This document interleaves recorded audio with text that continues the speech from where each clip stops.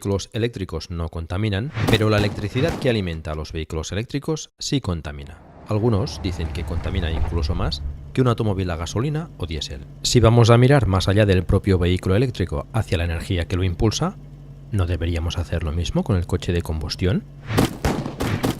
Entonces, ¿qué implica producir el combustible que quema en su automóvil todos los días?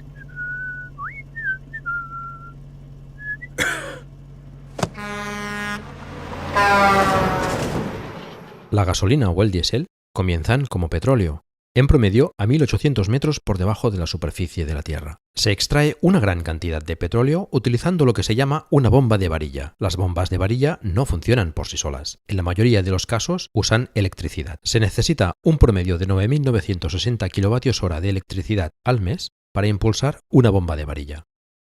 Para poner esto en contexto, es electricidad suficiente para propulsar un Tesla Model 3 durante 56.000 kilómetros. En los Estados Unidos se estima que hay 435.000 pozos de petróleo que utilizan bombas de varilla. El uso de electricidad estimado para todos estos pozos es de más de 4.300 gigavatios hora al mes. Es un montón de electricidad.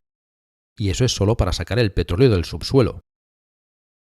Si usáramos esa electricidad para alimentar vehículos eléctricos directamente, sería suficiente para mover más de 15 millones de vehículos eléctricos durante un mes.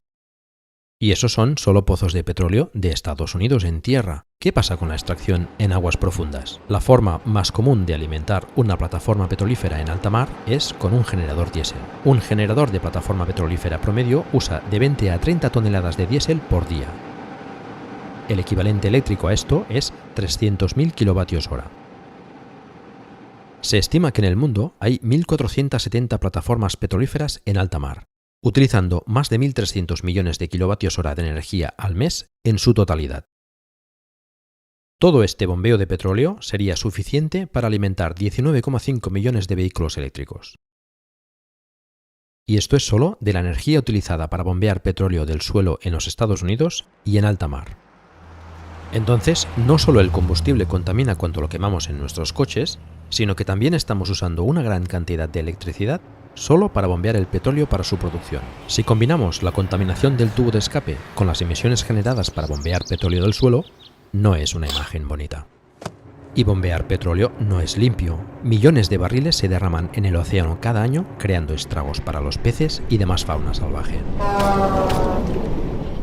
Luego, ese petróleo necesita ser transportado. La mayor parte del petróleo se bombea a través de oleoductos. Hay más de 542.000 kilómetros de oleoductos en el mundo, que transportan la mayor parte de los 100 millones de barriles diarios que consumimos. Estas tuberías usan estaciones de bombeo que utilizan aún más energía. También se transporta por barco.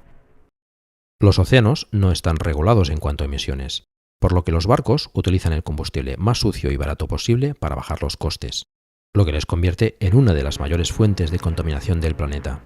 Al transporte marítimo se le atribuye 1.000 millones de toneladas de CO2 por año, y el 10% de eso es el transporte de petróleo.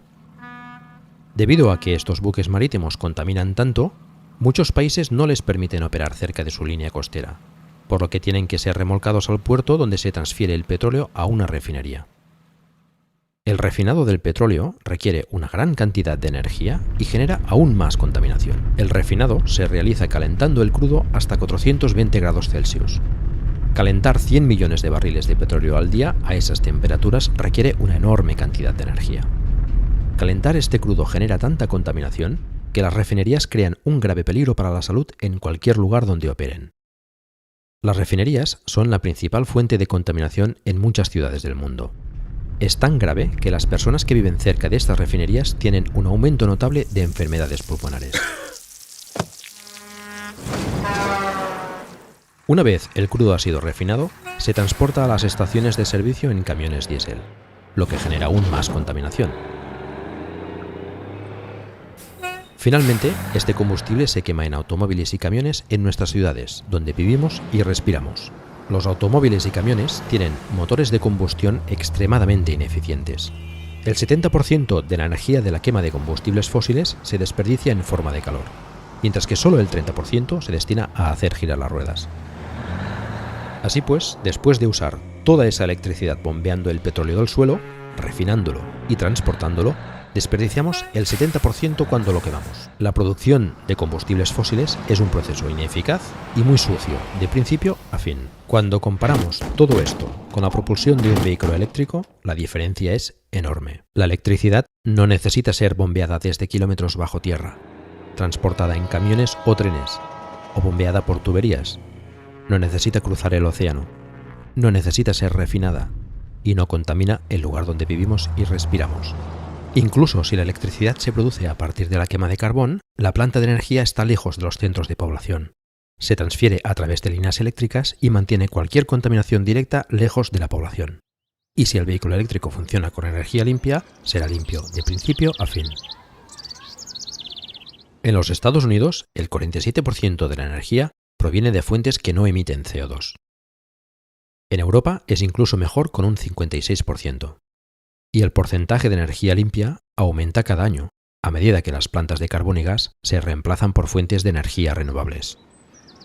Y entonces, ¿qué pasa con el litio utilizado en las baterías de vehículos eléctricos? El litio es un metal que se extrae en los desiertos de Australia, China, Argentina y Chile. Además de ser un ingrediente clave en las baterías, el litio también se usa como medicamento para el trastorno bipolar. Se ha hablado mucho del impacto medioambiental de la minería de litio, pero se exagera un poco. Australia es el mayor productor de litio del mundo. Si hubiera algún problema ambiental importante con su minería, los australianos estarían hablando de ello. Pero, ¿de qué se habla realmente en Australia cuando se trata de contaminación? Refinado del petróleo. Sí, el refinado de petróleo está creando un riesgo ambiental mucho mayor que toda la minería de litio que se realiza en cualquier parte del país. Australia no es un país muy densamente poblado. Consume el 1% del suministro mundial de petróleo y solo refina una cuarta parte del petróleo que consume. Pero extraen el 50% del litio del mundo. Entonces, en un país donde solo se refina una cuarta parte del 1% del petróleo mundial y extrae el 50% del litio del mundo, el mayor contribuyente a la contaminación y el riesgo para la salud humana en Australia son las refinerías de petróleo. Eso ni siquiera toma en cuenta la perforación, bombeo, transporte y quema de este petróleo. Esto es solo refinarlo. Cuanto más se analiza, el argumento de que la producción de baterías es tan mala como el ciclo de los combustibles fósiles es ridículo. Toda la extracción de litio en el mundo hasta la fecha no ha causado tanto daño al medio ambiente como un solo derrame de petróleo importante.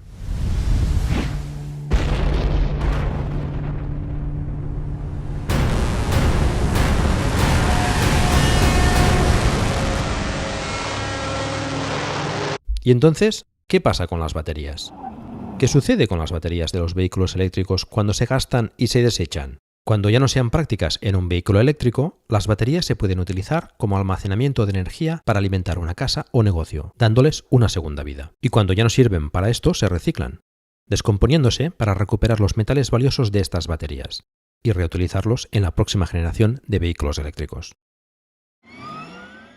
Parece poco inteligente usar tanta electricidad para bombear petróleo del suelo, crear toneladas de contaminación al transportarlo y refinarlo, para finalmente desperdiciar el 70% quemándolo en nuestros coches cuando simplemente podríamos usar esa electricidad directamente para alimentar vehículos eléctricos, eliminando la contaminación del refinado y la quema de combustible en motores de combustión interna ineficientes. Es obvio cuando se mira el panorama completo. La producción de petróleo es un proceso sucio y derrochador, especialmente cuando se compara con la alternativa, alimentar los vehículos eléctricos con electricidad renovable. Oye, mira, eso no pinta muy bien. Esto mejor. Creo que voy a probar este. Ok. Sí, bonito por dentro. Ay, perdón. Ay, ¿cómo corre esto? Chao.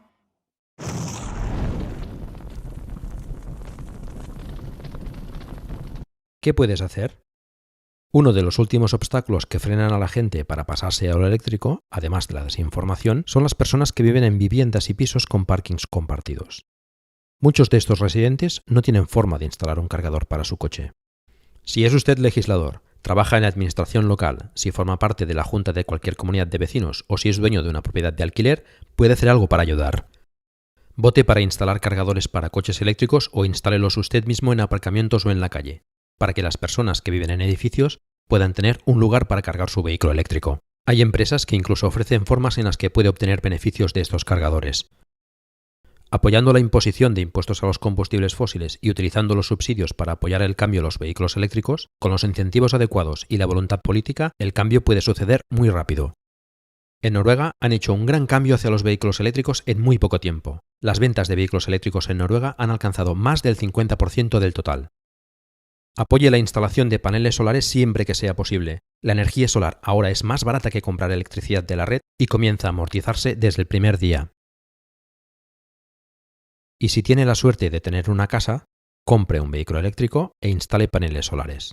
Ahorrará miles de euros en combustible y electricidad, y además la tranquilidad de saber que no está contribuyendo a la horrible y sucia industria del petróleo y el gas.